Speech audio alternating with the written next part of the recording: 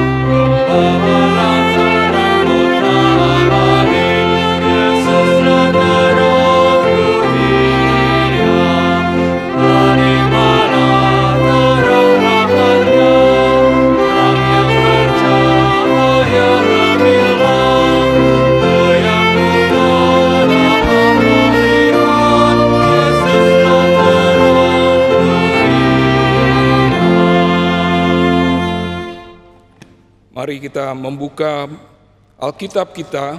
Bacaan minggu ini akan terambil dari kitab Yunus. Kitab Yunus pasal yang ketiga ayat 1 sampai ke 10. Kita akan membacakan ayat-ayat ini secara bertanggapan. Saya akan memulainya dengan ayat pertama, jemaat mengikutinya ayat yang kedua dan seterusnya. Pertobatan Niniwe. Datanglah firman Tuhan kepada Yunus untuk kedua kalinya demikian.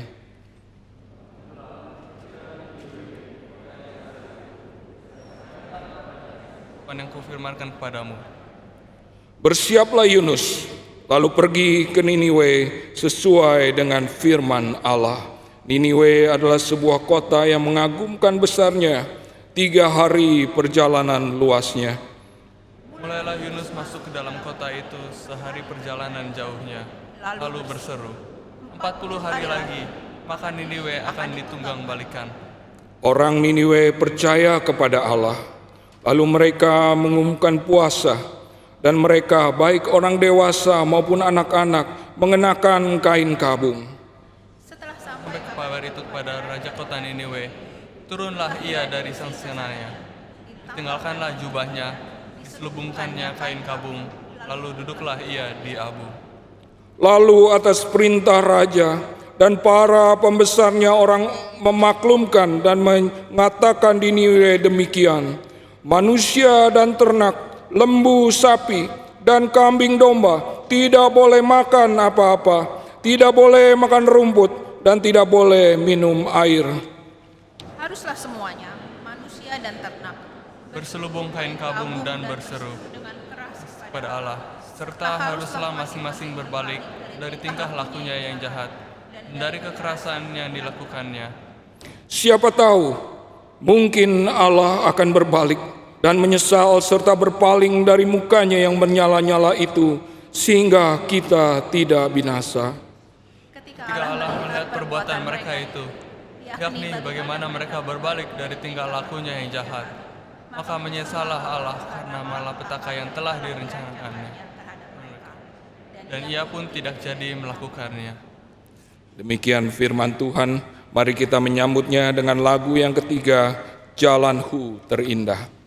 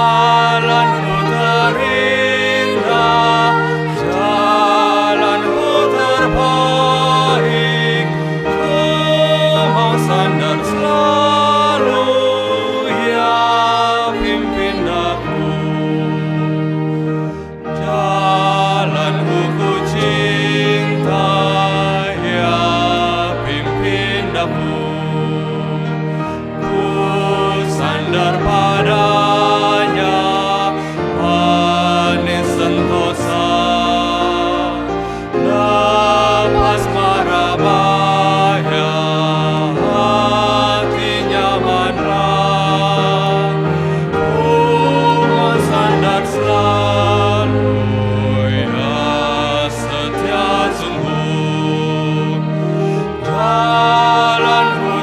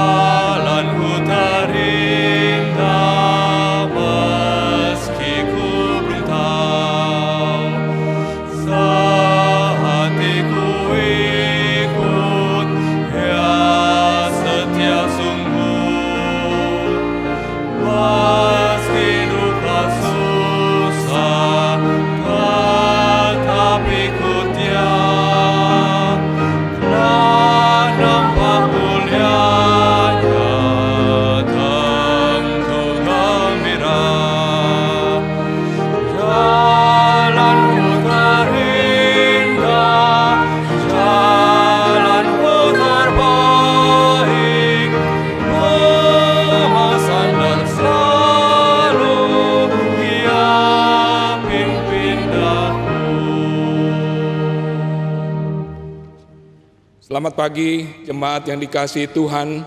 Satu sukacita di mana kita boleh kembali bersama-sama beribadah di dalam rumah Tuhan pada pagi hari ini. Bapak Ibu sekalian, ada beberapa warta yang akan saya tekankan dari mimbar ini. Mohon dapat diperhatikan. Yang pertama-tama adalah jadwal daripada streaming Reform Injili yang akan diselenggarakan sepanjang minggu. Bapak Ibu sekalian boleh dapat bergabung di dalam setiap sesi-sesi ini dan belajar firman Tuhan bersama-sama. Yang pertama-tama adalah Senin sampai Selasa, 27-28 Juni, Pendeta Dr. Stephen Tong akan memimpin kita di dalam pembelajaran eksposisi surat Efesus, episode yang ke-55 sampai yang ke-56. Kemudian pada hari Rabu sampai Kamis, tanggal 29 sampai 30 Juni, jam 7 malam juga, yaitu eksposisi surat Ibrani. Dimulai eksposisi surat Ibrani ini dari episode 1 sampai 2 yang juga dipimpin oleh Pendeta Dr. Stephen Tong. Lalu kemudian hari Jumat tanggal 1 Juli jam 18.30 PA Geri Pusat yang berjudul Anugerahkan yang kau perintahkan, perintahkan yang kau kehendaki, yang akan dipimpin oleh Pendeta Jadi S5. Dan hari Sabtu pada pagi hari akan diadakan persekutuan doa Geri Pusat, dan pada malam harinya jam 7 malam akan ditayangkan Kapin Konawe 2014. Dan Bapak Ibu sekalian, kita akan memasuki sebuah minggu yang sangat khusus, yaitu kita akan menyelenggarakan NRITC, di mana banyak remaja dan pemuda yang akan datang mengikuti konferensi ini. Dan kita doakan kiranya Tuhan yang memberkati dan hadir dan boleh menolong para jiwa-jiwa muda ini untuk membuka hati mereka bagi Kristus. Berdoa untuk setiap pembicara, berdoa untuk setiap peserta, kiranya Tuhan sendiri yang boleh memberkati NRITC tahun ini.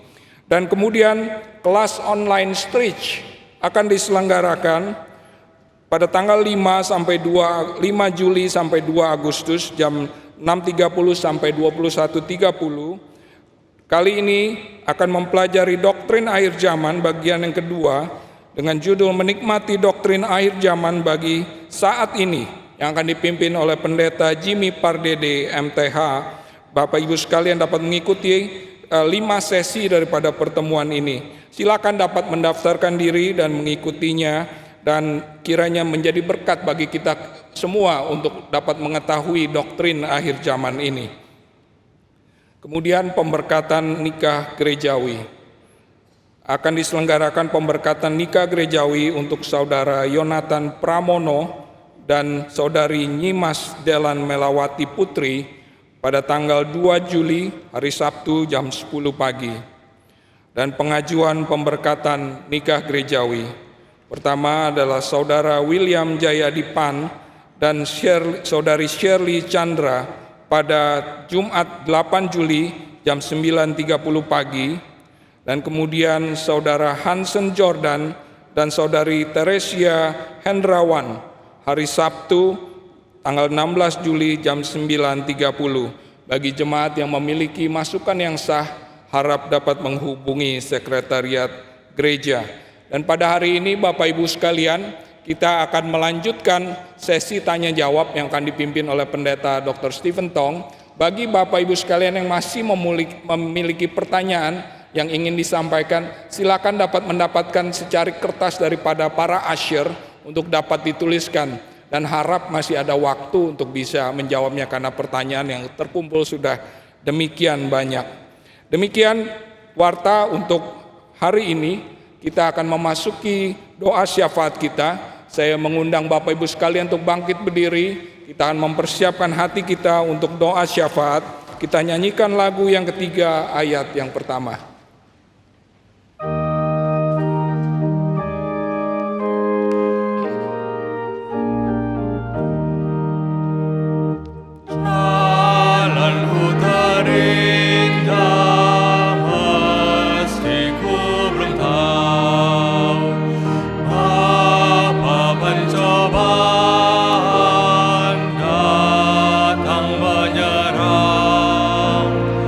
Bagai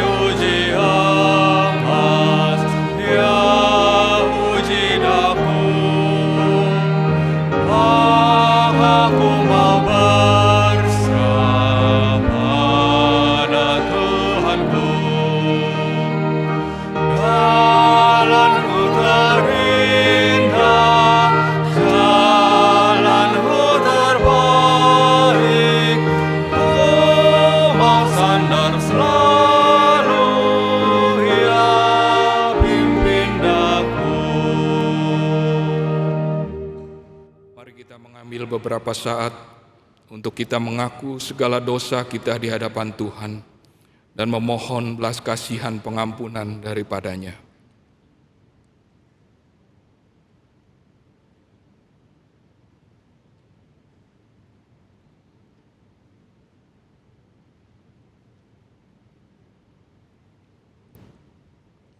Janji pengampunan, Efesus 1 ayat yang ke-7. Sebab di dalam Dia dan oleh darahnya kita beroleh penebusan, yaitu pengampunan dosa, menurut kekayaan kasih karunia-Nya.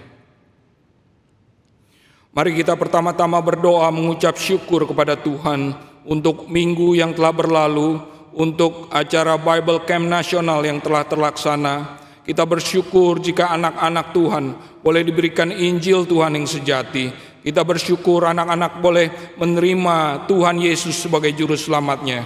Kita berdoa kiranya iman yang Tuhan telah taruh di dalam hati mereka, Tuhan sendiri yang boleh menumbuhkannya. Dan bagi anak-anak yang telah mengambil komitmen, menyerahkan diri menjadi hamba-hamba Tuhan, Tuhan sendiri yang boleh menguatkan komitmen ini. Dan Tuhan sendiri yang boleh mendidik, menolong mereka di dalam pertumbuhan iman mereka, baik melalui sekolah minggu maupun sekolah-sekolah Kristen dan guru-guru Kristen yang Tuhan sediakan di samping mereka. Mari kita mengucap syukur dan mendoakan anak-anak ini.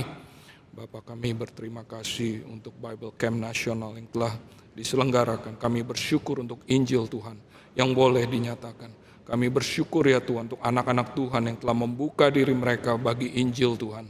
Kami berdoa kiranya Tuhan yang boleh meneguhkan iman mereka. Kami berdoa ya Tuhan kiranya Tuhan yang boleh mempertumbuhkan iman mereka.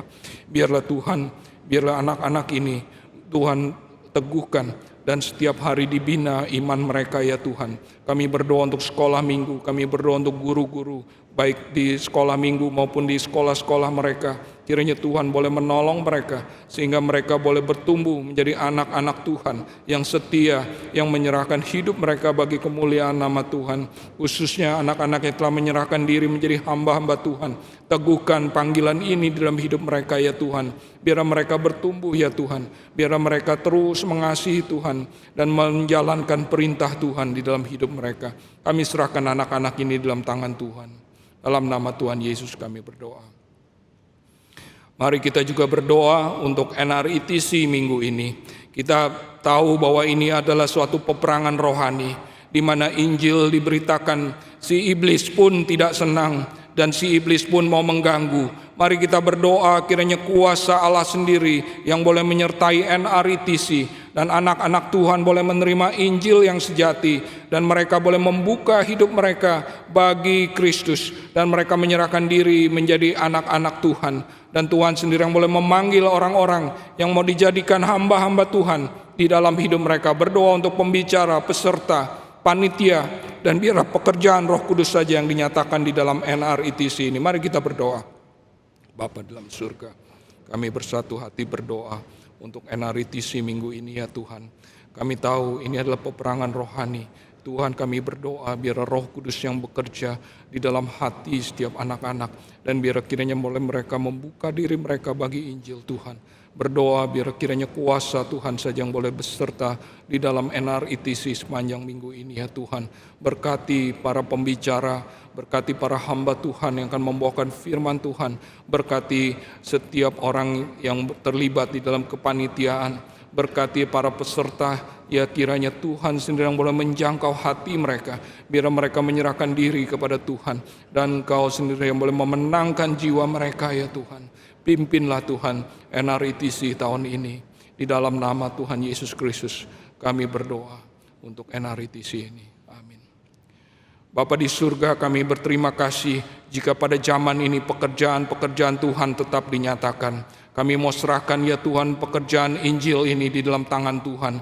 Biar kiranya Engkau sendiri yang dipermuliakan di dalam pekerjaan-pekerjaan Injil ini ya Bapa.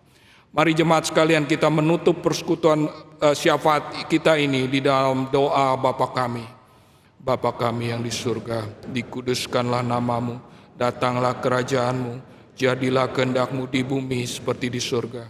Berikan kepada kami pada hari ini makanan kami yang secukupnya, dan ampunilah kami akan kesalahan kami, seperti kami juga mengampuni orang yang bersalah kepada kami. Dan jangan membawa kami ke dalam pencobaan, tetapi lepaskanlah kami dari yang jahat. Karena Engkaulah yang mempunyai kerajaan dan kuasa dan kemuliaan sampai selama-lamanya. Amin. Jemaat dipersilakan duduk. Kur pada minggu ini akan dibawakan oleh Calvin Institute of Technology dengan judul Look at the World, karya John Rutter. Mari kita mempersiapkan hati kita untuk menerima firman Tuhan. Setelah choir ini, kita nyanyikan lagu yang ketiga sekali lagi, ayat yang kedua sambil choir mempersiapkan diri.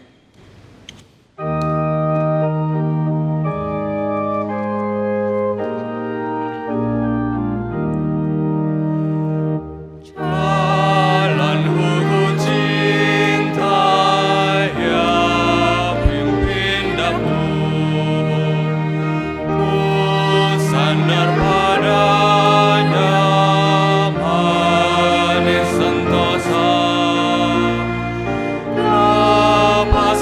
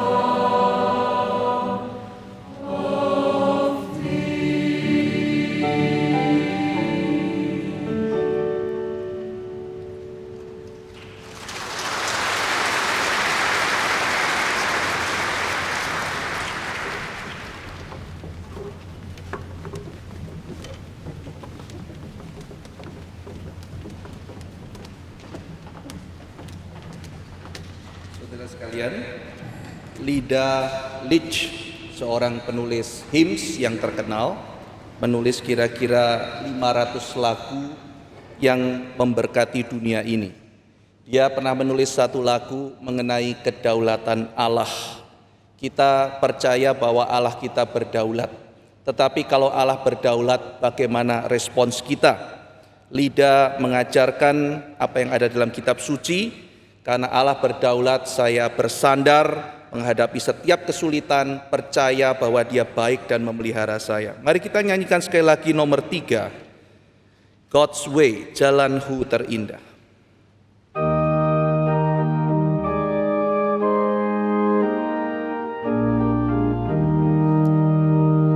Jalanku terindah, meski ku belum tahu mengapa pencobaan datang menyerang, bagai uji emas ya uji daku, maka ku mau berserah pada Tuhanku. Jalanku terindah, jalanku terbaik, ku mau sandar selalu, ya pimpin daku. Bait kedua. Jalanku ku cinta, ya pimpin daku, ku sandar padanya, manis sentosa, lepas mara bahagia, hati nyamanlah, ku mau sandar selalu, ya setia sungguh. Jalanku terindah, jalanku terbaik, ku mau sandar selalu, ya pimpin daku. Kita akan mengikuti tanya jawab bersama dengan Pendeta Stephen Tom.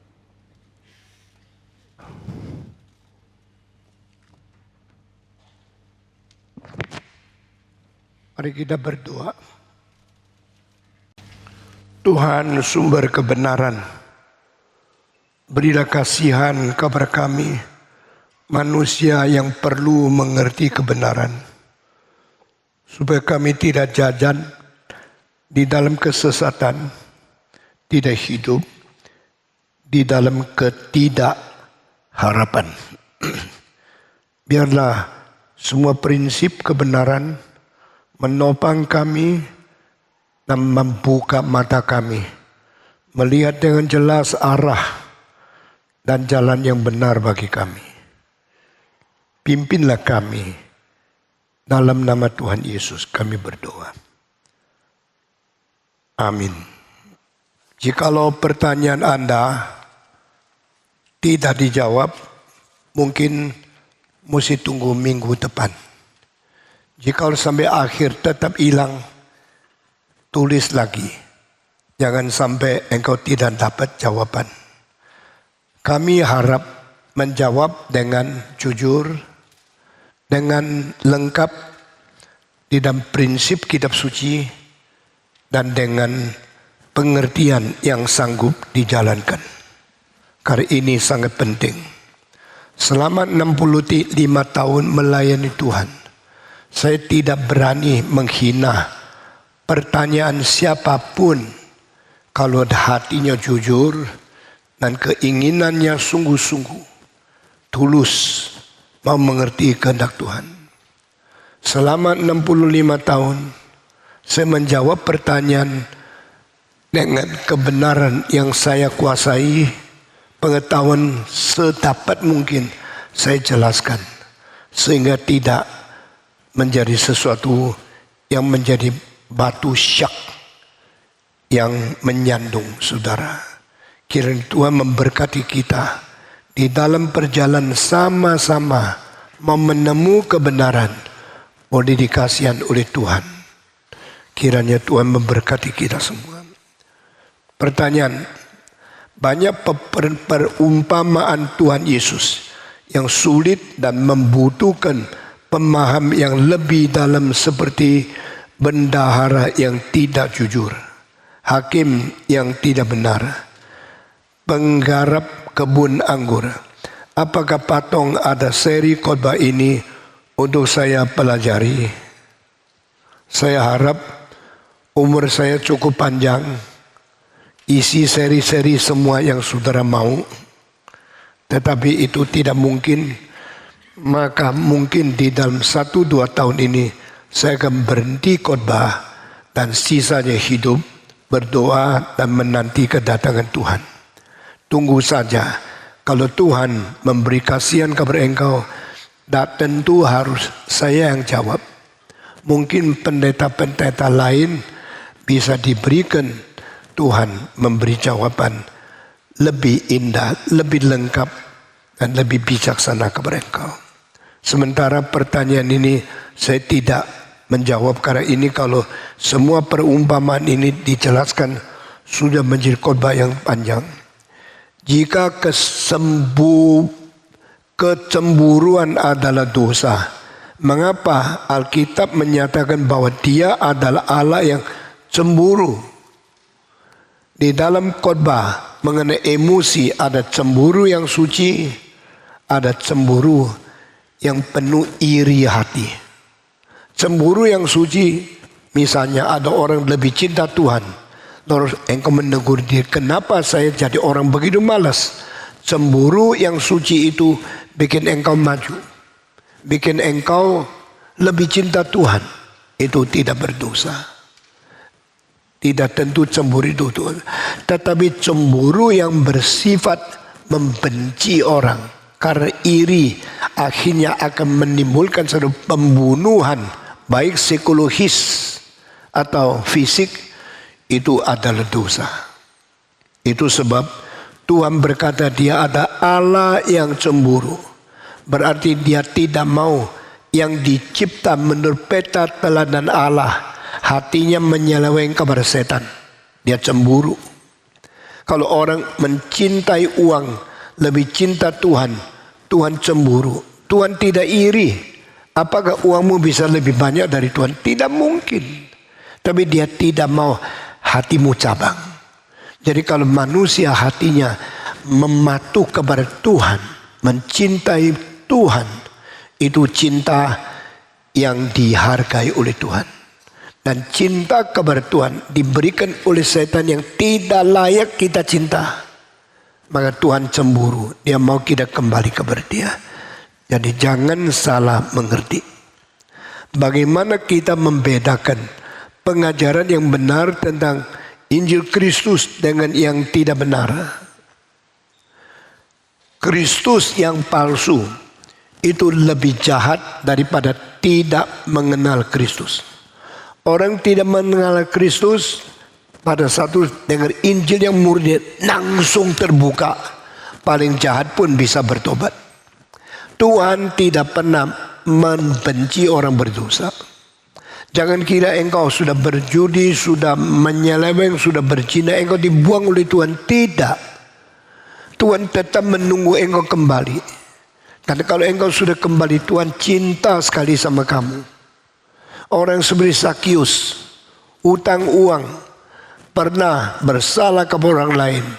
Tetapi setelah dia bertobat, dia lebih cinta manusia yang lain ketimbang orang-orang biasa. Kalau saya pernah menipu siapa, baik kembalikan dia berkali-kali. Kalau saya pernah menyeleweng atau kurang jujur sama orang lain, saya akan membalas lebih dari dulu. Jadi jiwa itu baik, tapi jiwanya itu salah. Seperti anak yang sehat, sehatnya itu baik, tapi sehat untuk memukul, itu salah. Setelah ketahui itu salah, sudah sadar tidak boleh begini, dia kekuatannya menjadi melayani, menjadi menolong, menjadi membantu. Di Tiongkok, Hokkien ada seorang perampok yang selalu merampok orang, memeras orang, di tengah-tengah jalan pukul orang, di tengah-tengah laut menjadi perompak, menjadi bajak laut. Tapi satu hari dia dikejar sama polisi, dia lari, polisinya kekualan karena kalah cepat. Sudah lari, dia terus menghindari polisi sambil jalan, sambil lari, sambil lihat belakang. Akhirnya ketemu ada satu gereja, sedang ada kebaktian rohani. Ada seorang pendeta lagi khotbah di dalam kebaktian, dia langsung masuk ke dalam gereja. Sudah masuk gereja, dia cari tempat yang banyak orang, dia selundup, tertutup diam-diam di situ. Polisi sudah kejar lambat. Tahu dia masuk gereja, polisi masuk ke dalam ruang gereja, tak tahu yang mana, dari belakang semua sama, kepalanya hitam, rambutnya banyak, kecuali yang gundul, tapi dia tidak gundul. Dan polisi itu cari jalan, pendeta bilang jangan jalan-jalan, polisi ketakutan, tak berani jalan. Lalu dia terus kepalanya itu rendah, polisi tidak lihat. Sesudah itu polisi terus cari, kira-kira yang mana? Seperti ingat dia punya kepalanya gini, dia punya hidungnya begini, tapi terus dia tidak ketemu. Akhirnya perampok ini namanya Lin Pu, family name Lim. Tahu Lim ya? Namanya Pu. Pu itu apa? Tidak. Mau belajar Pu. Mau baik-baik Pu. Itu Limpu itu. Lalu pendetanya khotbah. Kalau tidak salah itu pendetanya Chonsung. Bertobatlah kamu. Karena kamu berdosa, kamu mencuri, kamu merampok, kamu bersalah sama orang lain. Wah, dia ketakutan, ini cilaka, ini saya. Lalu saya masuk sini untuk dimarah-marah sama pendeta. Pendetanya kalah lagi. Dia lihat ketakutan, dia pelan-pelan pindah tempat, pindah di belakangnya tiang di gereja itu.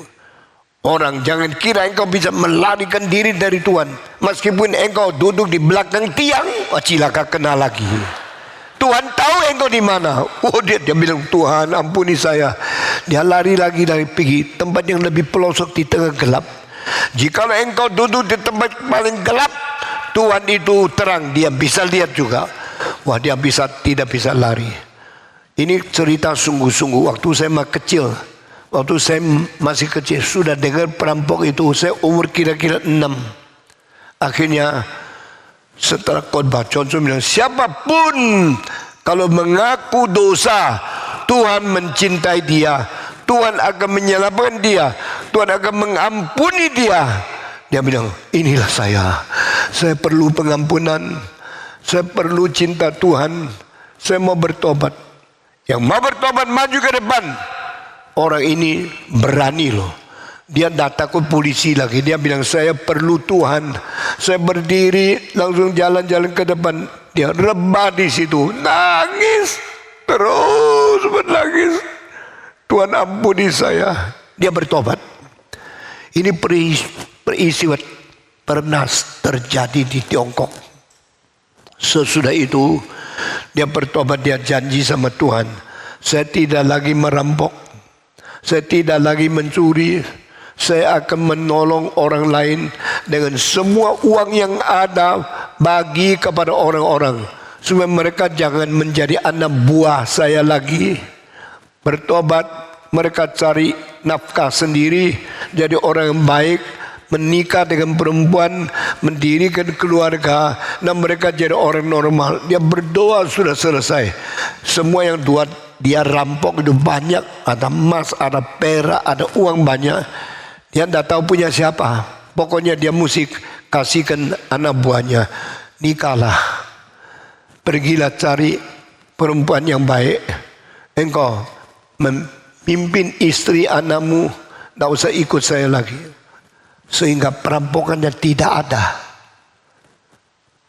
Daerah Hokkien Utara menjadi daerah yang aman sekali. Setelah itu satu hari Dia mengabari Injil. Dia beritakan kepada orang lain, inilah cinta Tuhan. Siapapun berdosa, Tuhan tidak membuang, Tuhan mencintai engkau. Cerita itu di mana-mana orang bilang, sekarang tidak ada perampokan loh. Karena perampok yang paling terkenal di Mpu sudah bertobat. Dia sekarang jadi penginjil. Dia memberitakan cinta Tuhan. Dia membawa orang lain kembali kepada Tuhan. Ajaib sekali. Satu kali dia kabar Injil di atas kapal. Kapal dari Fuzhou pergi Xiamen. Kapal itu perlu 1 hari 1 malam. Dulu itu kapal tidak besar, tetapi di tengah-tengah laut ombak yang besar. Mendadak kapalnya rusak. Lalu dipukul sama ombak besar. Kapalnya pecah. Tandas di tengah-tengah laut. Wah, banyak orang gelisah. Banyak orang mau mati. Mereka perlu kembali ke pantai, naik ke atas pantai supaya tidak mati di laut. Tetapi tidak bisa berenang. Banyak orang yang tidak bisa berenang. Dimpu jago renang. Dia ahli renang. Maka dia bilang, ikut saya. Saya bawa satu orang berenang terus sambil pakai satu tangan renang, satu tangan pegang orang lain, bawa sampai pantai. Sudah bawa satu, dia berenang lagi ke kapal. Tolong orang kedua naik ke pantai. Tolong orang ketiga naik ke pantai. Tolong orang keempat naik ke pantai. Tolong orang kelima naik ke pantai. Tolong orang keenam naik ke pantai. Tolong orang ketujuh. Sesudah 7 orang dibantu, dia capek sekali. Lalu dia minta ngasuh karena saya terlalu capek. Waktu itu ombak makin besar lagi. Dan ada seorang tua, tolong saya mau pulang di pantai. Saya mau naik di darat. Oke, tunggu sebentar. Saya ngasuh sebentar, saya bawa engkau pergi. Tolong orang ke-8, orang tua itu dibawa sampai dekat pantai. Limpu sendiri tak kuat. Dia akhirnya melepaskan napas terakhir dan mati. Setelah dia mati, dia tidak bisa menyelamatkan diri. Dia mati di tengah laut. Tetapi setelah dia menolong 7 orang, orang ke-8 mati sama dia. Banyak orang nangis, mengatakan itu pahlawan, itu orang baik. Enggak, itu bukan orang baik, itu perampok. Tapi dia tidak lampok lagi kan. Dia sekarang sudah menolong orang lain kah? Mereka mengingat dia. Saudara-saudara, Limpu setelah menjadi orang yang bertobat kepada Tuhan, menjadi orang Kristen, dia bersaksi di gereja-gereja banyak. Dia pernah datang ke gereja Xiamen di mana saya berada, dan dia bersaksi. Ibu saya cerita sama saya, waktu itu saya umur 6. Stephen, ini orang perampok.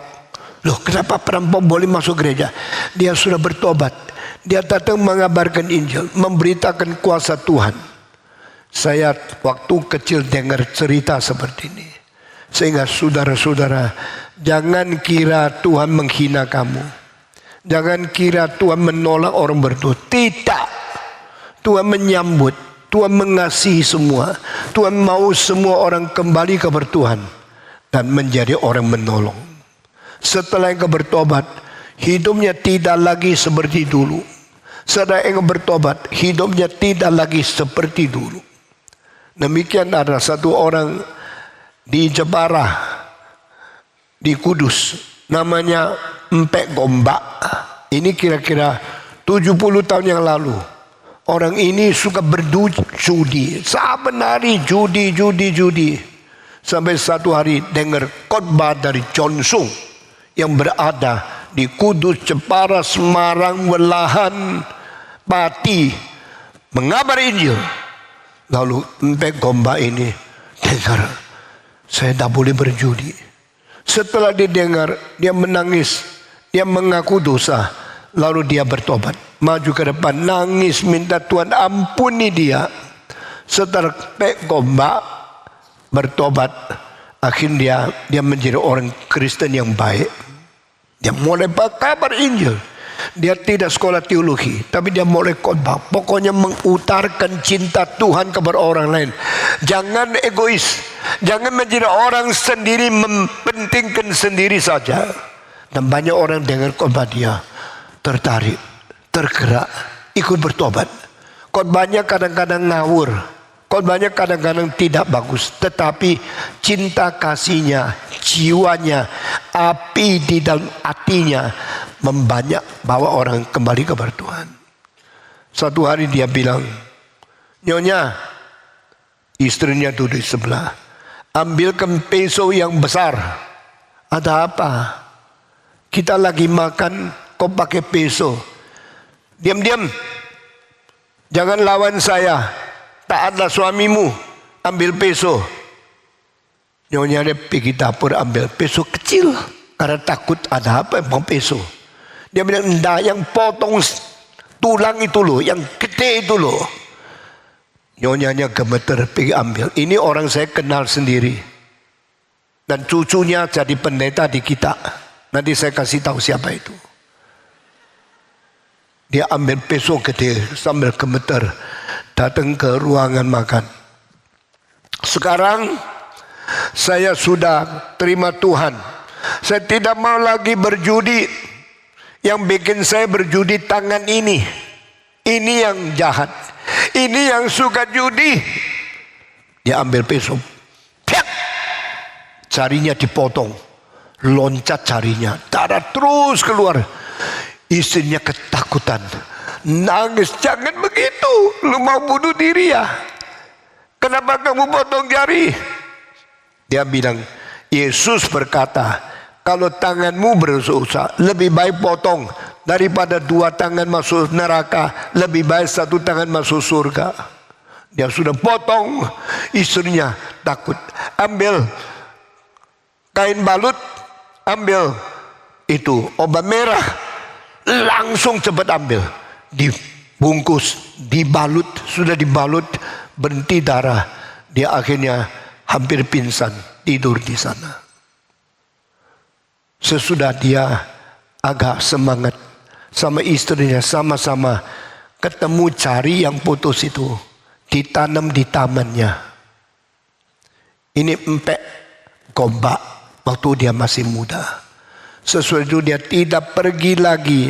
Saben hari berjudi, saben hari berdosa. Sekarang tidak mau pergi lagi. Karena tidak mau pergi, teman-temannya datang cari dia. "Empek gombak, kok sudah berapa hari tidak datang?" "Empek gombak tidak di sini." "Loh, suruh keluar dong." "Dia tidak mau ketemu kamu. Kamu tidak mau ketemu aku tetap mau ketemu." Mereka masuk ke rumahnya, paksa dia. Lalu tanya dia, "Kenapa berapa hari dah datang?" Dia bilang, "Pek gombak yang lama sudah mati." "Loh, ini kamu kan? Kamu kan Pek gombak." "Saya sudah mati. Si aku yang lama sudah mati dengan Kristus di Golgota. Sekarang saya adalah Pek gombak yang baru, sudah hidup baru, sudah bertobat, tidak mau berdosa lagi." Akhirnya mereka bagaimana undang dia, tidak datang lagi selama-lamanya. Pek gombak ini hidup sampai umur 90 lebih. Pada waktu dia umur kira-kira 80, saya datang khotbah di Kudus, di Separa. Ketemu dia. Lalu dia undang Stephen Tong makan sama saya. Saya makan di medanya, saya di pinggir, dia di tengah situ, orang tua di tengah. Dan saya lihat tangannya kok putus gini ya. "Pek, tanganmu kenapa putus?" "Ya, itu cerita lama." Ketawa dia. "Cerita apa, Pek? Coba kasih tahu sama saya." Dia bilang, "Ini tangan jelek, tangan yang suka berjudi, tangan yang berdosa. Maka akhirnya Tuhan mencari saya, Tuhan mencintai saya bertobat. Akhirnya saya potong tangan ini dengan peso besar, dengan tangan saya sendiri, potong tangan. Saya tanya, Mbak, sakit enggak? Potong tangan itu sakit enggak? Dia berjawab, kalau dipotong orang lain sakit, kalau tidak rela sakit, tapi kalau rela demi Tuhan bertobat, tidak boleh sakit. Itu kalimat sendiri. Saya duduk di sebelahnya. Waduh, saya mau nangis. Saya bilang, Tuhan, inilah orang yang mengerti Yesus Kristus, mencintai Kristus, benci dosa, akhirnya memotong jarinya sendiri. Saudara-saudara, istrinya bungkuk, sudah umur hampir 80 waktu itu. Saya makan di rumahnya, kali itu makan susah masuk. Karena melihat orang tua yang tangannya putus, makannya begini sama istrinya. Akhirnya dia mengabari Injil di daerah Jawa, Kudus, Welahan, Batati, Jepara, dan banyak orang menjadi orang Kristen. Dia khotbahnya ngawur. Dia bilang, coba lihat kuasa Tuhan berapa besar. Tahu tak? Apa itu kuasa Tuhan? Tuhan begitu kuat, membuat langit tak pernah roboh. Itu khotbahnya. Tuhan pakai tangannya pegang, langit tak pernah roboh. Sampai hari ini, sudah berapa ribu tahun. Kenapa? Karena tidak ada orang berkuasa seperti Tuhan. Orang itu tergerak. Meskipun mengerti khotbahnya itu tidak benar, tetapi khotbahnya hatinya benar, kalimatnya tidak benar. Dia punya jiwa benar, otaknya tidak pernah belajar teologi, dan banyak orang menjadi orang Kristen. Pak Gombak mendoakan orang sakit. Kadang-kadang begitu tumpang tangan orang sembuh, Tuhan pakai dia sehingga daerah Jepara, Kudus banyak orang menjadi Kristen karena Pak Gombak. Saudara-saudara, akhirnya dia meninggal dunia, saya tidak tahu kapan. Dan anak Pak Gombak menjadi pendeta di kita, yaitu Kristen. Kristen ada di sini tidak? Yang di Cibubur. Kalau dia hari ini mengetahui saya saksi tentang engkongnya, dia pasti penuh sukacita. Akhirnya cucunya menjadi pendeta. Kita kirim ke Batam, kita kembali ke Cibubur, melayani di Jakarta. Saudara-saudara, Tuhan itu maha kuasa. Jadi orang berdosa bukan tidak ada pengharapan, karena Tuhan masih mencintai dia. Bagaimana kita membedakan pengajaran yang benar tentang Injil Kristus dengan yang tidak benar? Pertama, Yesus adalah Allah, jelma menjadi manusia melalui inkarnasi. Dia menjadi manusia yang bertubuh dan berdarah, sehingga meninggalkan surga, dia menjadi juru selamat. Kenapa mesti meninggalkan surga? Karena dia ingin hidup di tengah-tengah manusia beserta kita yang berdosa. Cintanya sampai sedemikian rupa. Kedua, Yesus kenapa harus inkarnasi? Kalau dia tidak ada daging, tidak bisa ganti kita mati. Kalau Yesus adalah Allah, maha kuasa, tapi tidak menjadi manusia, tidak ada keselamatan. Yesus kalau adalah manusia yang baik, bukan Allah, juga tidak berkuasa menyelamatkan semua. Jadi adalah Allah menjadi manusia, baru boleh melakukan Injil yang berkorban, Injil yang mengganti, Injil yang menerima hukuman Allah, Injil yang menerima orang berdosa kembali kepada Tuhan. Kalau itu adalah benar, maka saudara, yang melawan Injil kelihatan langsung. Bukan kabarkan Allah yang jelma, bukan mengabarkan Kristus yang bertubuh, bukan mengenalkan Yesus yang dipaku di atas kayu salib, tidak mengenal Kristus yang bangkit daripada kematian. Itulah Injil yang palsu. Sekarang banyak gereja tidak mengabari Injil. Mari percaya Tuhan bisa kaya. Mari percaya Tuhan bisa lancar, bisa sukses, bisa makmur. Itu semua penipuan. Itu bukan Injil. Injil yang sejati, ikut Yesus. Dan Yesus berkata, barang siapa mau ikut saya, harus menyerahkan diri. harus memikul salib, harus menyangkal sendiri. Deny yourself, bear your cross every day, and you follow me. Orang yang mengikut Yesus kadang-kadang disiksa, dianiaya, difitnah, diberi segala kesulitan hidup di dunia. Orang yang ikut Yesus Kristus harus berani mau menanggung semua penganiayaan, baru bisa masuk kerajaan Allah. Di dalam kitab suci Paulus berkata, yang masuk kerajaan Allah harus melewati banyak kesukaran. Paulus berkata lagi kepada Timotius, barang siapa yang menetapkan hatinya mau hidup ibadat, hidup suci, pasti menerima penganiayaan. Jadi gereja yang mengatakan percaya Yesus sakitnya semua hilang, percaya Yesus pasti tidak mungkin miskin, percaya Yesus pasti menjadi kaya raya, jadi sukses, itu semua omong kosong. Itu bukan Injil, itu penyelewangan Injil yang bikin engkau menjadi orang tamak, orang egois, orang pentingkan diri, lalu orang yang berdagang tidak jujur karena mau cepat kaya, membuktikan engkau dicintai oleh Tuhan. Nah, itu menjadi orang Kristen yang merusak masyarakat. Banyak orang Kristen yang tidak beres. Jangan ikut-ikut mereka. Kembalilah kepada Tuhan. Ikut firman yang suci dan yang benar dari Tuhan. Bagaimana kita benar-benar dapat mengerti kehendak dan tujuan Allah dalam hidup yang singkat ini. Rencana Allah itu kekal. Hidup kita cuma berapa puluh tahun.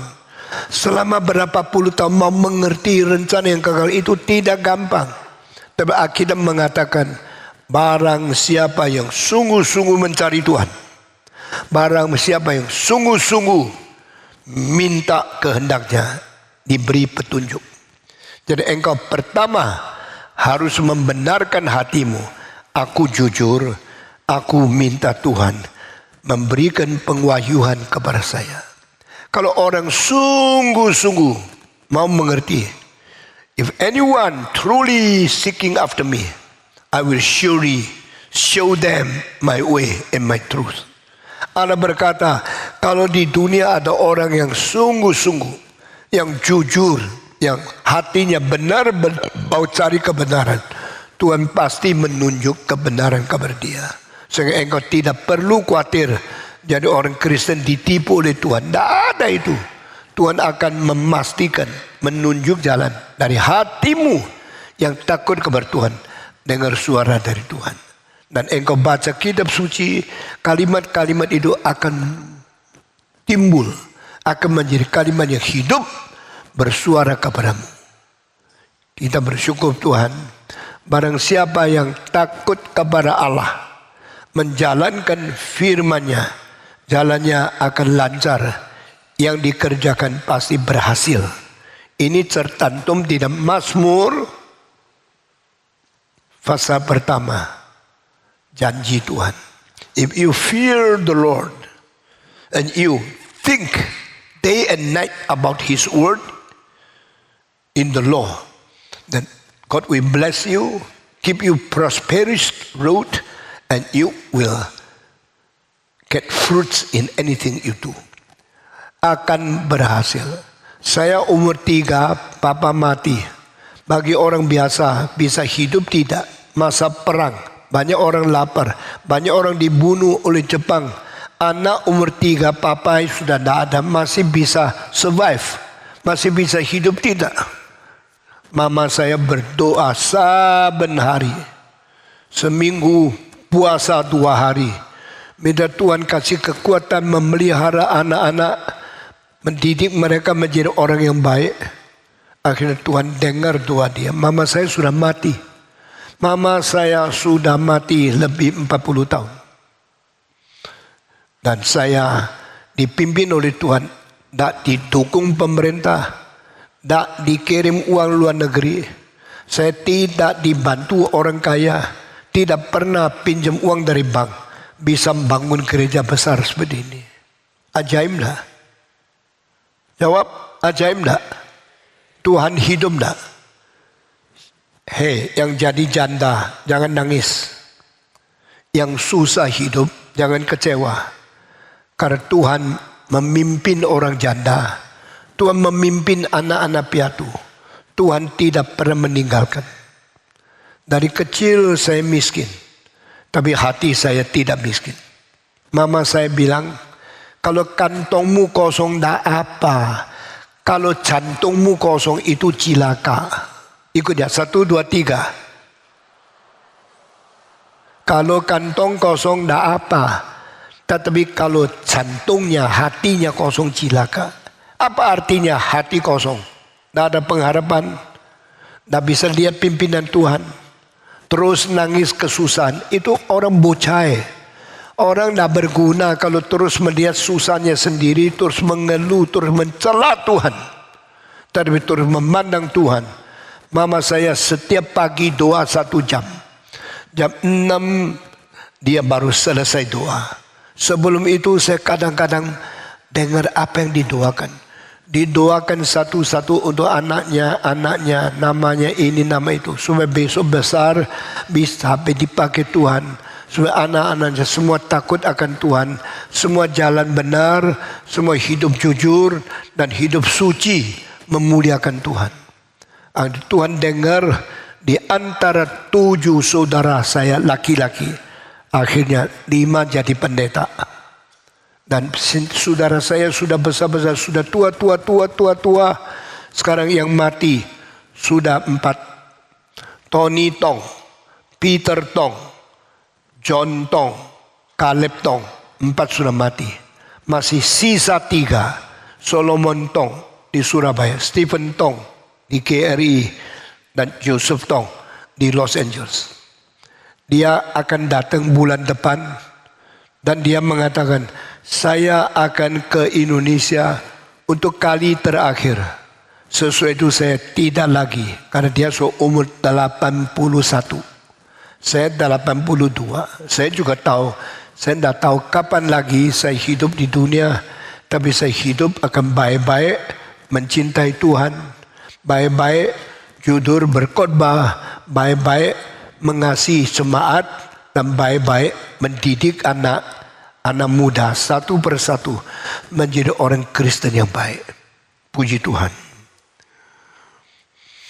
Kalau engkau sungguh-sungguh cari kehendak Tuhan, engkau sungguh-sungguh ingin mengerti, Tuhan pasti memberkati engkau. Ini Alkitab.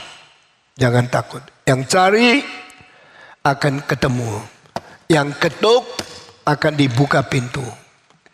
Yang minta akan diberikan oleh Tuhan. Mintalah yang benar.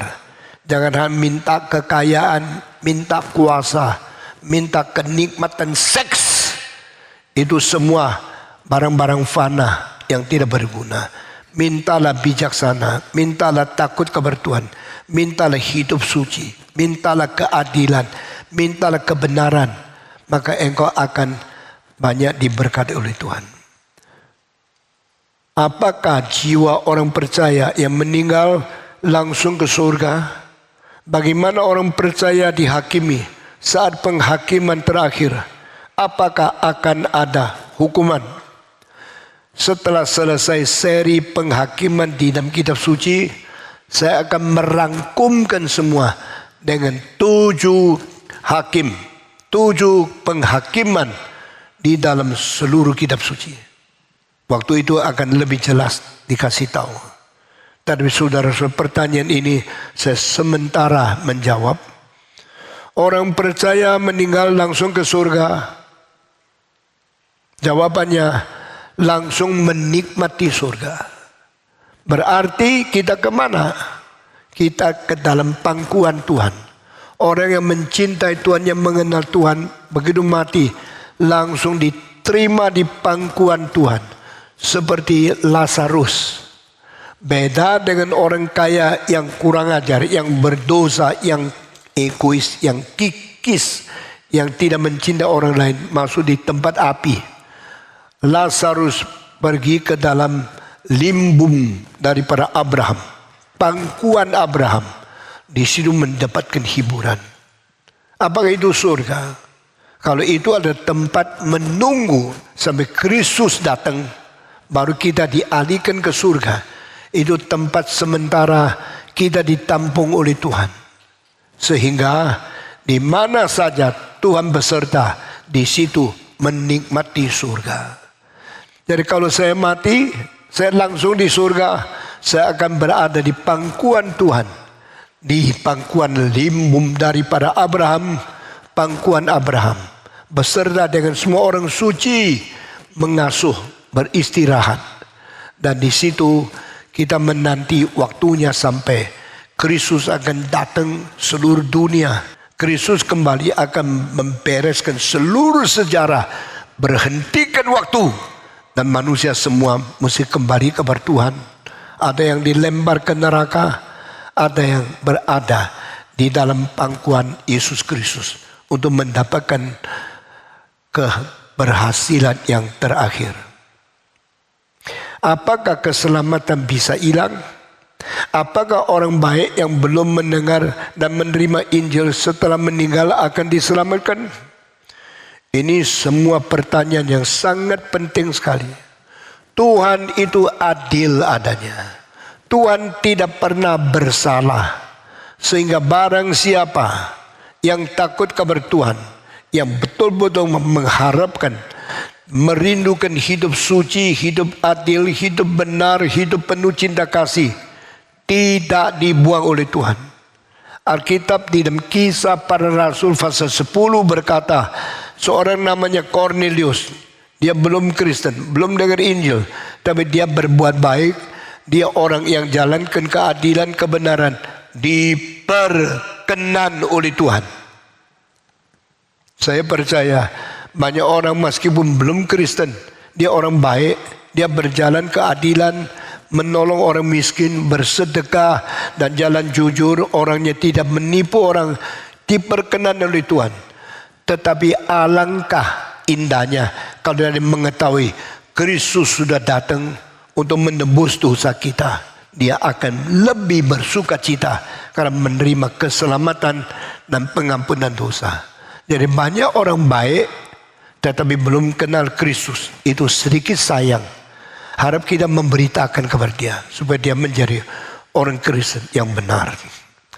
Sedangkan orang Kristen yang sudah dibaptis tetapi tidak pernah menjalankan kebenaran, tetap akan dibuang oleh Tuhan.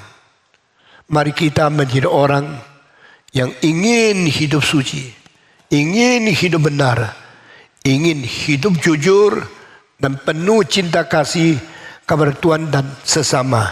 Akhirnya melalui hidup diperkenan oleh Tuhan, ditambah dengan bertobat dari semua salah dosa kita, diterima oleh Kristus, dan kita mendapatkan hidup yang kekal. Itu paling indah. Apakah orang yang bunuh diri akan diampuni? Ini rahasia yang Tuhan tidak jelaskan kepada kita 100%. Tapi membunuh diri sama dengan membunuh hidup. Yang membunuh hidup tidak hidup kekal di dalamnya. Berarti kalau engkau sudah diselamatkan, engkau tidak boleh membunuh diri. Kalau engkau membunuh diri, lalu engkau datang kepada Tuhan, Tuhan mengatakan, siapa yang panggil kamu? Kenapa cepat-cepat datang? Kan ini bukan waktunya. Engkau tidak bisa jawab.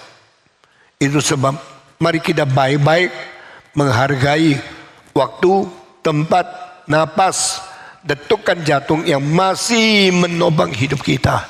Minta Tuhan beri kekuatan kepada kita hidup menunggu kedatangan Kristus.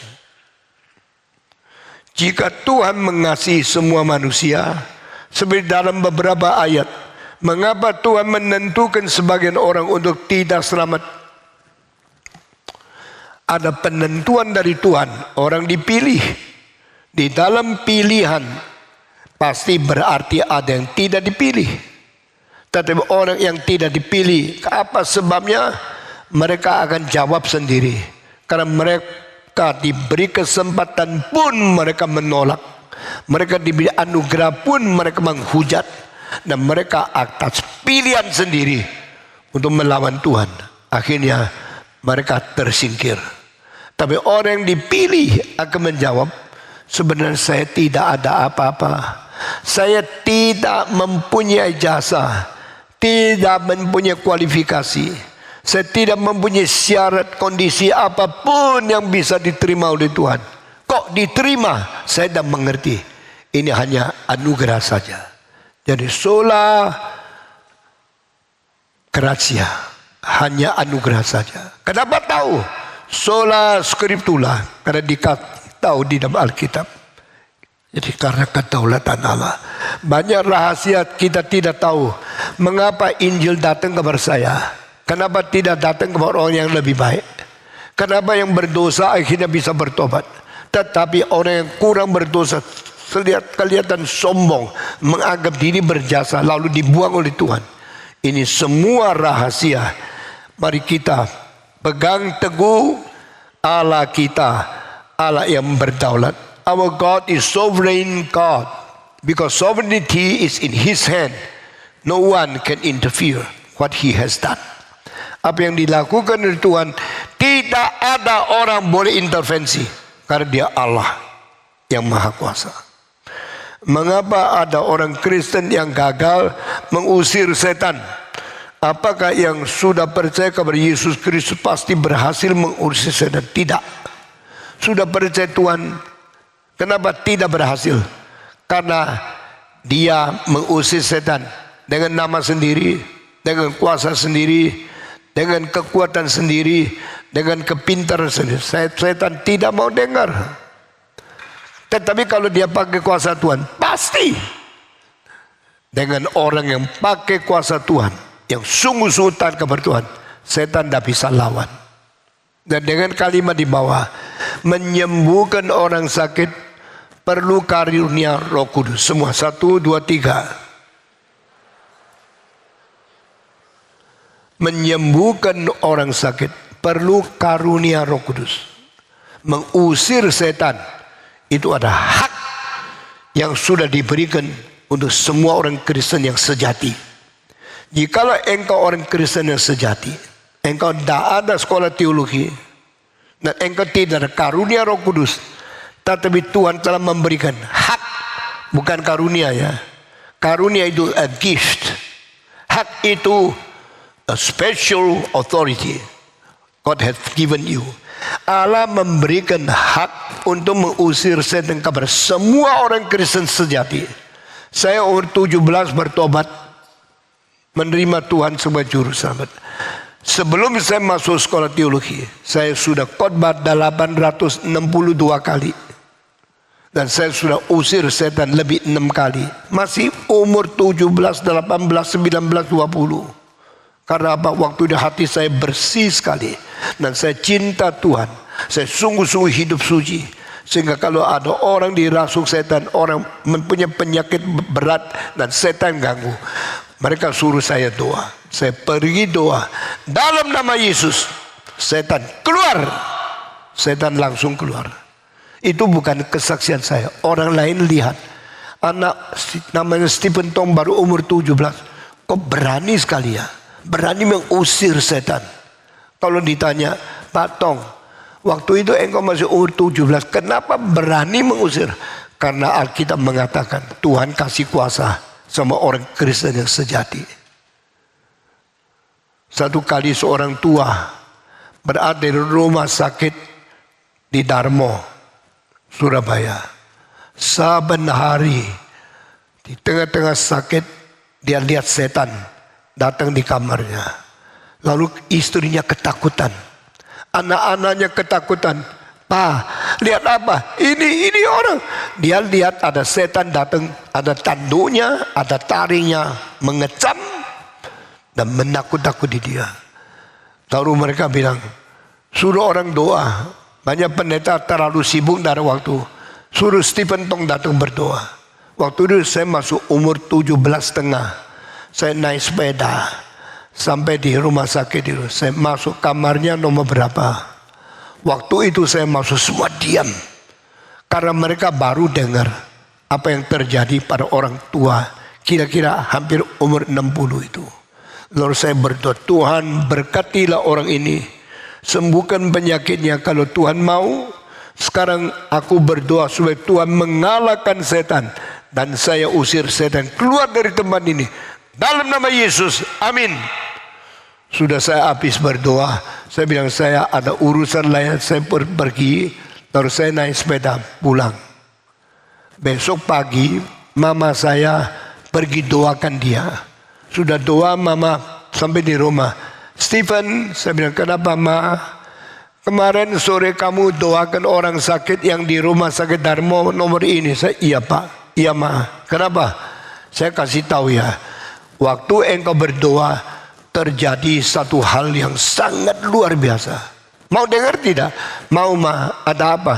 Waktu sebelum engkau masuk, ratusan setan datang mengelilingi rumah sakit itu. Sehingga orang tua itu sedih dan takut sekali. Sesudah itu dia bicara sama istrinya, bicara sama anaknya. Ini setan-setan banyak bagaimana saya takut. Mendadak ada seorang muda Stephen Tong masuk ke dalam ruang itu sudah berdoa dengan sungguh-sungguh. Ada kalimat Tuhan, biar setan keluar dari tempat ini. Setelah kalimat itu bicarakan di dalam doa Stephen Tong, ada sesuatu yang lewat hitam.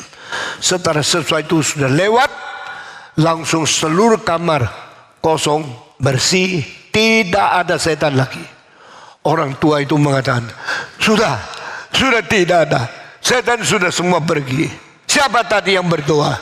Itu seorang orang Kristen, orang muda, namanya Stephen Tong, yang baru bertobat di dalam satu retreat remaja. Setelah itu dia menjadi orang Kristen, melayani Tuhan.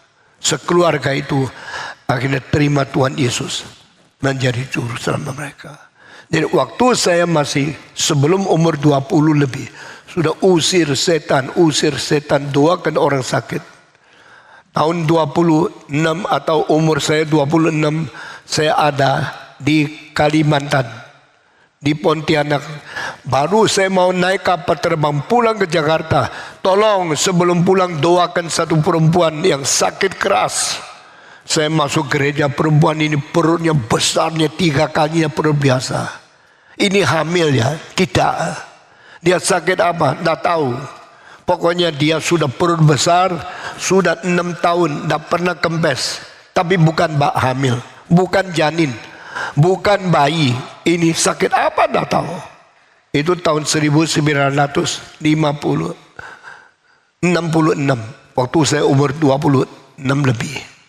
Setelah itu saya doakan dia. Sudah doakan dia, saya langsung naik mobil ke kapal terbang. Pulang ke Jakarta, lalu pulang ke Surabaya, lalu pulang ke Malang. Kira-kira berapa minggu kemudian ada orang dari Pontianak datang ke Malang. Mana Stephen Tong? Saya lagi mengajar sekolah teologi, saya sudah menjadi dosen. Waktu dia cari saya, kamu Stephen Tong? Saya bilang iya. Saya mau kasih satu kabar. You masih ingat berapa minggu yang lalu engkau di Pontianak? Saya bilang ingat. Hari itu sebelum naik kapal terbang engkau tergesa-gesa doakan satu orang. Saya bilang saya ingat. Setelah engkau doa Tuhan bekerja. Bolehkah saya tahu kerja bagaimana? Anak itu pulang ke rumahnya langsung teriak-teriak. Langsung dia seperti berak. Keluar darah lebih daripada 10 liter. Darah di seluruh perutnya kosong. Sesuai itu dia sembuh. Dan penyakit dia hilang. Dia sekarang jadi anak biasa. Jalan biasa. Pikir biasa. Kerja biasa. Dia sudah menjadi orang normal. Nah ini semua kuasa dari Tuhan. Saudara, kita tidak tahu ya. Karena kita tidak sadar. Kita tidak tahu karena kita kurang percaya kuasa Tuhan sudah ada pada kita. Bukan karunia. Usir setan itu adalah otorita, adalah hak yang diberikan Tuhan untuk setiap orang Kristen. Jadi anak-anak yang ikut KKR regional sampai di desa, sampai di tempat, kada orang minta kamu doa, jangan takut. Ada orang suruh engkau doa dalam nama Yesus. Terima tugas itu. Siapa tahu Tuhan akan membangkitkan engkau menjadi pendeta yang besar. Dulu saya orang biasa, anak yang sangat minder, umur 3 tidak ada apa-apa, dibesarkan di keluarga miskin. Tapi setelah saya menyerahkan diri, mulai melayani Tuhan, saya minta Tuhan kasih kuasa kepada saya untuk menjadi hambanya. Dan akhirnya seluruh di dunia menerima saya. Sampai hari ini saya sudah keliling bumi 134 kali. Dari mana tiket? Tuhan kasih. Selain tiket, uang makan cukup. Selain uang makan, memelihara istri cukup. Membesarkan anak cukup. Mengirim anak sekolah cukup. Semua pimpinan Tuhan. Tuhan itu ajaib. Tuhan itu hidup. Amin. Keberadaan Stephen Tong membuktikan Allah tidak meninggalkan janda. Allah tidak membuang anak piatu. Allah sanggup membesarkan. Di dalam hidupmu akan mengalami Tuhan memberikan kecukupan untuk engkau besar, untuk engkau nikah, untuk engkau bentuk keluarga, untuk engkau melayani, akan dipimpin Tuhan terus menerus. Tuhan itu hidup adanya. Saudara-saudara, saya sangat mengasihi orang, sangat mencintai orang miskin, dan sangat menghargai pemuda-pemudi yang takut Tuhan sedang besar. Akan melihat bagaimana mereka dipakai oleh Tuhan, dipimpin oleh Tuhan, sebagaimana saya dipakai Tuhan, dipimpin Tuhan dari kecil sampai sekarang. Karena Tuhan tidak memandang bulu, Tuhan tidak menghina orang miskin. Jangan takut, jangan khawatir.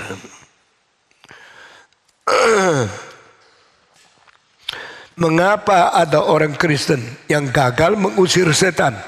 Karena dia kurang iman, kurang hidup suci, dan kurang berpuasa, dan kurang sadar Tuhan sudah memberikan hak kepada dia. Sehingga dia dengan keadaan yang sangat miskin rohaninya, dia mulai mau mengerjakan pengusiran setan. Tak mungkin berhasil. Kristus adalah Tuhan. Bagaimana dia berdoa syaaf di surga bagi kita. Karena Allah Bapa menjadikan Allah Anak pengantara. Mengantara berarti sebagian dia minta kepada Allah untuk kita. Sebagian dia kirim anugerah dari Allah membagi kepada kita. Jadi to represent God, He give the grace from Him. To represent man, He send our prayer to Him.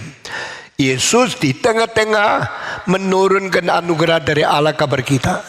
Yesus di tengah-tengah menaikkan doa kita kepada Bapa. Maka kita berdoa, akhirnya kita dalam nama Yesus. Karena melalui Dia datang kepada Bapa. Tanpa melewati aku, tidak ada orang kembali kepada Bapa. Akulah jalan, akulah kebenaran, dan akulah hidup.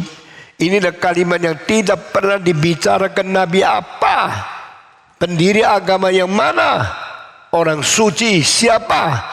Tidak ada kecuali Yesus. Akulah jalan, kebenaran, dan hidup. Kecuali melalui aku, tidak ada seorang kembali kepada Bapa. Kita harus pegang teguh pengantara Yesus Kristus di tengah-tengah Tuhan Allah yang suci dan manusia yang berdosa. Dia menengahi itu. Mengapa di atas kayu salib Yesus berkata bahwa Allah telah meninggalkan dia? Di atas kayu salib Yesus mengatakan 7 kalimat. Kalimat pertama, My Father, forgive them, because what they are doing, they do not know. Bapa, ampuni mereka, karena apa yang mereka kerjakan mereka tidak tahu. Kalimat panggil Tuhan sebagai apa? Bapa. Ya, kalimat pertama. Kalimat kedua, kalimat ketiga, kalimat keempat bicara lagi. Ya Allah, Allah, Allahku, Allahku, mengapa meninggalkan aku? Dia tidak panggil Bapa loh, panggil Allah. Ini keempat. Kelima, keenam, ketujuh sekali lagi. Ya Bapa, aku menyerahkan nyawaku di dalam tanganmu. Dan 7 kalimat ini, number 1, number 4, and number 7. 1, 4, 7 kalimat memanggil Allah beda. Pertama Bapa, akhir Bapa, tengahnya Allah. Apa artinya? Kenapa berbeda? Karena Yesus diutus menjadi juru selamat, maka dia harus mendoakan orang berdosa. Bapa yang utus aku. Allah Bapa mengutus Allah Anak untuk menyelamatkan manusia. Sekarang aku berdoa bagi mereka yang berdosa, yang mereka berbuat mereka tidak tahu. Oh Bapa, ampuni mereka. Kalimat terakhir sudah selesai, menanggung dosa di atas kayu salib. Aku menyerahkan nyawaku di dalam tanganmu. Tugasnya selesai. Tapi di tengah-tengah dia bukan memanggil Bapa, memanggil Allahku, Allahku. Karena waktu itu dia sedang menjadi manusia yang menanggung dosa, menanggung hukuman. Sehingga Allah terhadap dia menganggap dia manusia, bukan menganggap dia anak. Panggilannya lain. Ya, Allahku, Allahku, mengapa meninggalkan aku? Nah, ini perlu dipikirkan. Di dalam buku saya 7 kalimat dari Yesus di atas kayu salib. Saudara boleh membaca lebih jelas, karena di situ penjelasan yang sangat berbeda pimpinan Tuhan. Teruskan, di dalam Alkitab tertulis bahwa anak manusia tidak tahu kapan hari kiamat. Apakah benar bahwa Yesus tidak tahu?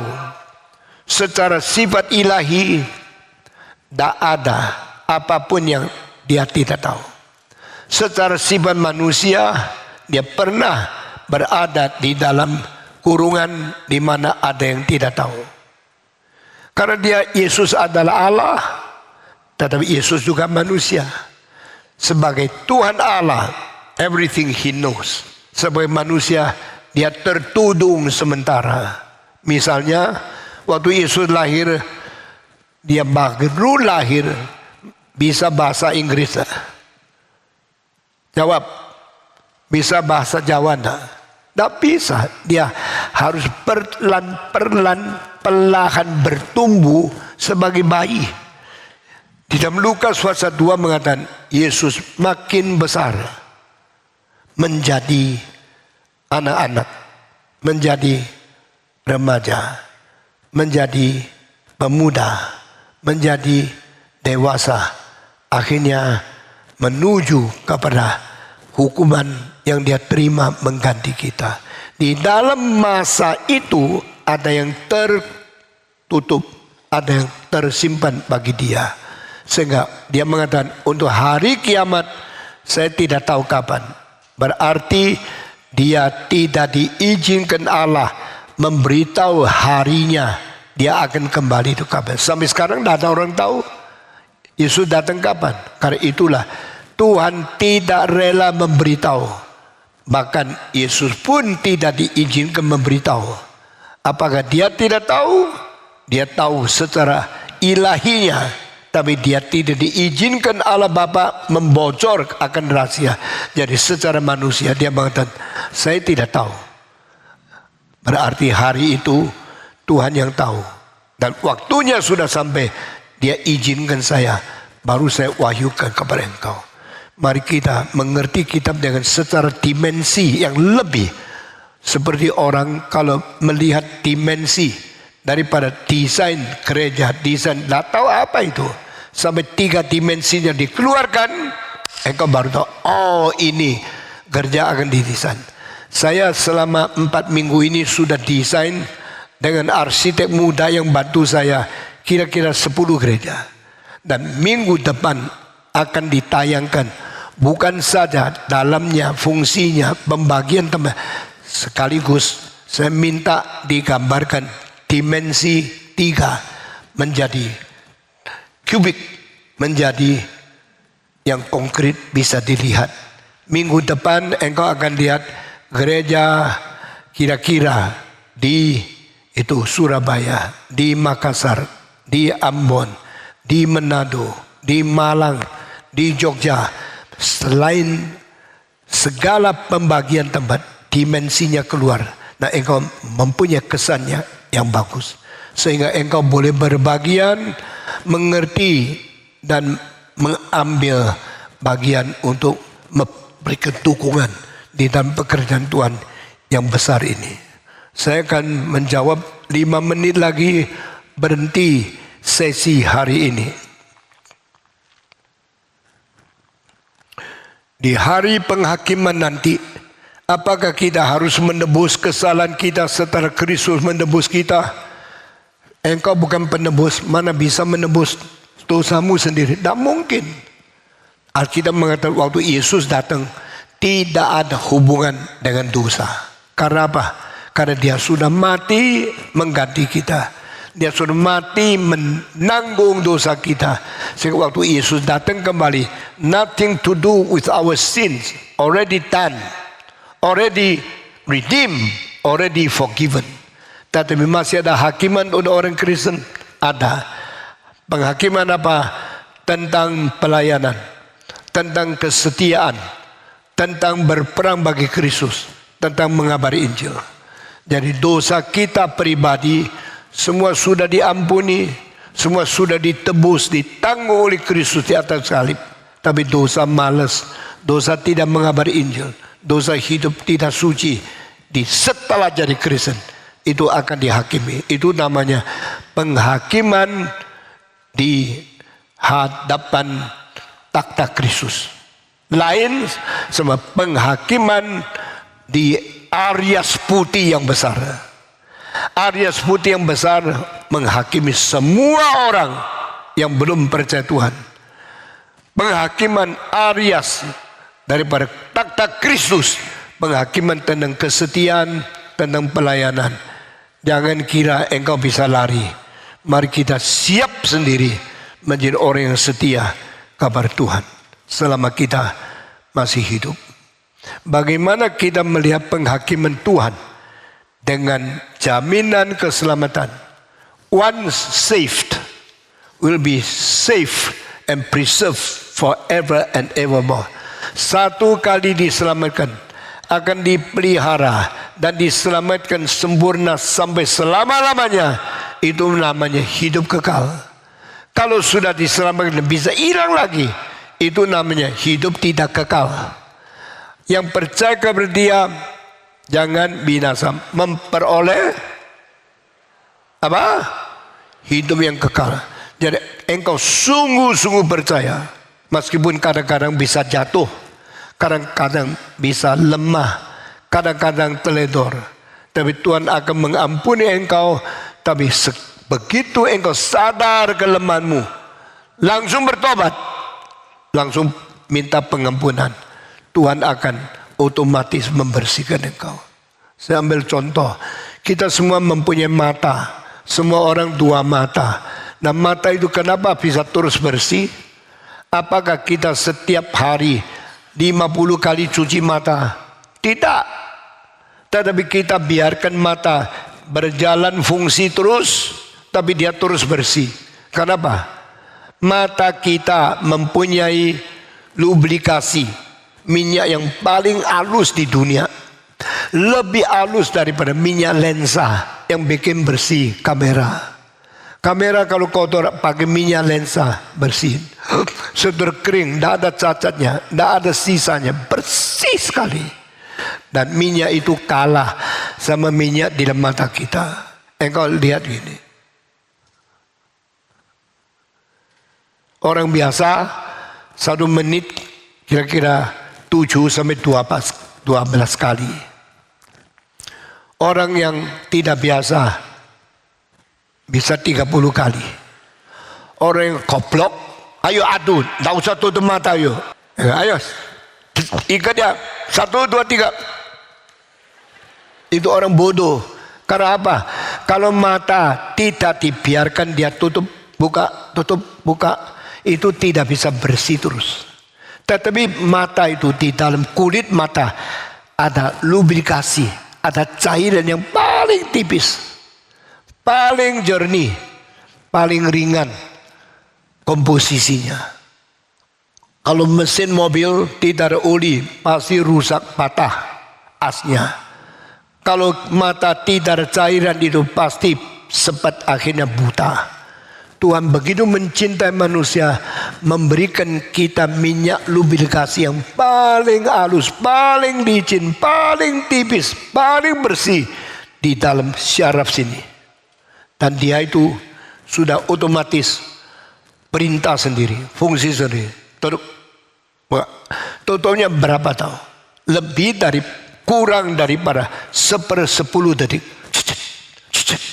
Begitu langsung minyak turun, mata bersih. Tuhan mencipta manusia luar biasa, bijaksana, efisiensi, ekonomi, tidak pakai uang. Kalau you mesti beli itu saben hari gini-gini, mahal loh. Apalagi dari dokter kadang-kadang kurang cocok, bisa lebih buta. Tapi yang Tuhan bikin bagus. Baik-baik jaga badan, baik-baik makan teratur, baik-baik pelihara tubuhmu sebagai bait Allah. Ada anak-anak muda, nak mau makan pagi, nak mau makan malam. Saya sudah biasa kok. You biasa, tapi perutmu udah biasa. Pelan-pelan mulai sakit, kecutnya keluar, terus selalu rasa tak enak, selalu kembung karena tidak teratur. Ingat ya, semua anak muda, anak remaja, anak kecil, makan teratur waktunya. Nah, makannya jangan terlalu banyak, jangan terlalu sedikit. Jangan cuma makan nasi, harus juga makan buah. Jangan harus makan daging, harus makan sayur. Kalau cuma daging tok, tidak makan sayur, nanti beraknya tidak bisa lancar dan ususnya semua sumbat. Nah, ini semua kalimat faedah untuk kita sendiri. Makan teratur, makan 4 hal. Nasi, karbo, sayur itu adalah serat-serat. Dan buah mencairkan makanan dan juga akan daging. 4 macam kalau diimbangi dah gampang sakit. Tuhan sudah menciptakan begitu ajaib, tapi kita tidak mau dengar. Akhirnya rugi sendiri. Mari kita baik-baik mengatur waktu, mengatur makanan, mengatur kita punya tidur, bangun, kerja berat, olahraga, mengasuh. Semua teratur. Hidup semestinya bisa sampai umur 80, 90. Tapi kalau engkau tidak mau teratur sembarangan, lalu sembarangan main seks, main berzina, sembarangan berdosa, sampai hatinya susah, hati nurani menegur diri, cepat mati. Kita adalah orang, anak-anak Tuhan. Kita adalah orang yang takut kepada Tuhan. Mari kita dengar baik-baik semua ini. Hari ini sampai di sini saja. Mari kita berdoa. Mari kita semua tunduk kepala. Saya minta Pendeta Ivan Kristiono naik ke atas, pimpin kita masuk di dalam doa kepada Tuhan. Mari kita semua tunduk kepala berdoa. Tuhan, terima kasih karena kami telah mendapatkan jawaban dari pertanyaan-pertanyaan melalui hikmat dari kitab suci. Kiranya Tuhan terus mengajar kami. Ketika kami datang ke rumah-Mu, kami terus belajar, kami mau dikoreksi, kami mau terus bertumbuh dalam hikmat Tuhan. Terima kasih ya Tuhan, dalam nama Tuhan Yesus kami berdoa. Amin. Amin. Mari kita semua berdiri, kita mengikhlarkan iman rasuli. Dan sesudah itu Pendeta Ivan akan pimpin kita masuk ke dalam doa. Mari kita semua, 1, 2, 3. Aku percaya kepada Allah, Bapa yang Maha Kuasa, Khalik langit dan bumi, dan kepada Yesus Kristus, Anak yang tunggal Tuhan kita, yang dikandung dari Roh Kudus, lahir dari anak darah Maria, yang menderita sengsara di bawah pemerintahan Pontius Pilatus, disalibkan, mati dan dikuburkan, turun ke dalam kerajaan maut, pada hari yang ketiga bangkit pula dari antara orang mati, naik ke surga, duduk di sebelah kanan Allah, Bapa yang Maha Kuasa, dan dari sana Ia akan datang untuk menghakimi orang yang hidup dan yang mati. Aku percaya kepada Roh Kudus, gereja yang kudus dan am, persekutuan orang kudus, pengampunan dosa, kebangkitan tubuh dan hidup yang kekal. Amin. Silakan duduk. Kita akan melanjutkan pujian kita. Kita menyanyi lagu nomor 4, Pikul Salib, dan kita akan memberikan persembahan kepada Tuhan.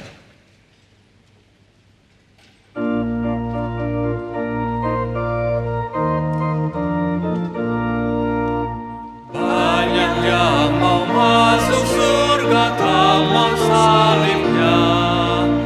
Banyak yang rindu pahala serta dunia.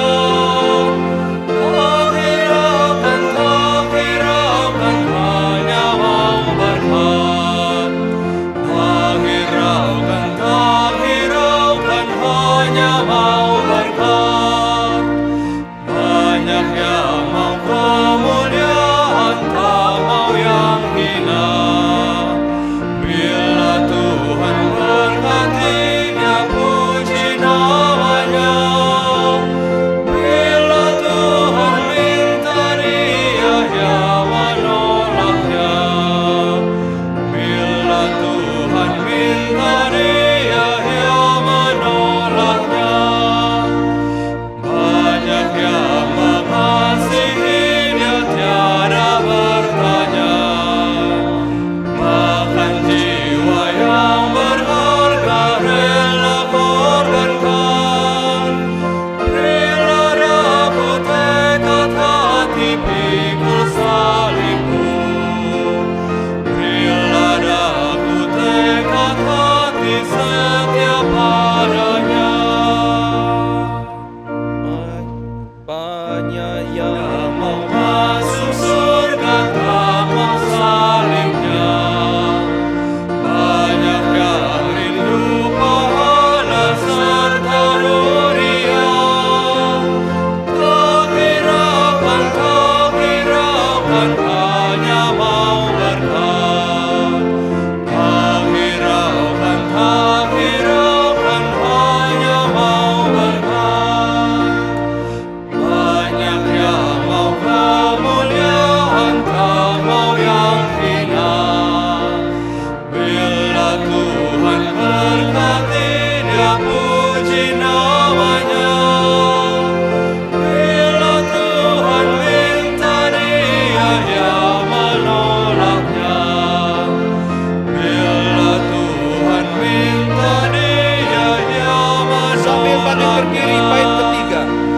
Banyak yang mengasihi Dia tiada bertanya. Bahkan jiwa yang berharga rela korbankan.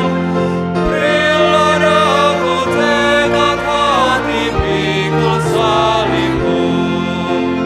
Bila aku tekad hati setia padanya.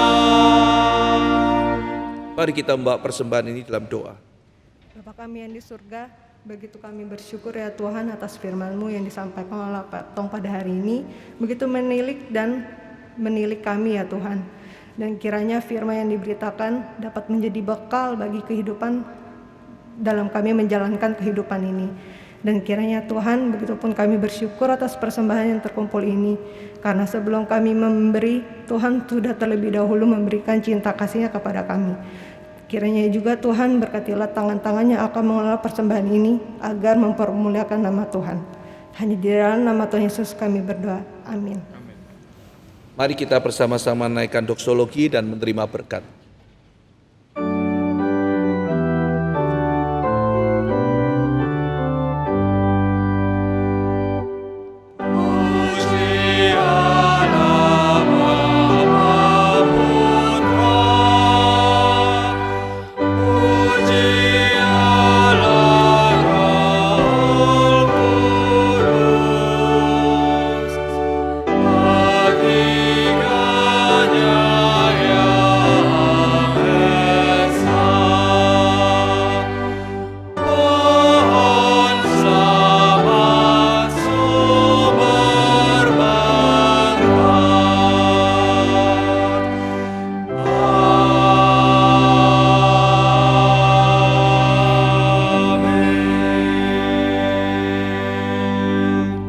Arahkanlah hati dan hidupmu kepadanya, dan biarlah engkau pulang dengan membawa berkat dari Tuhan.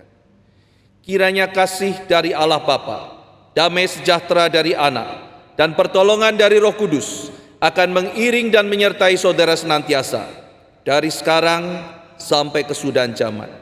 Amin.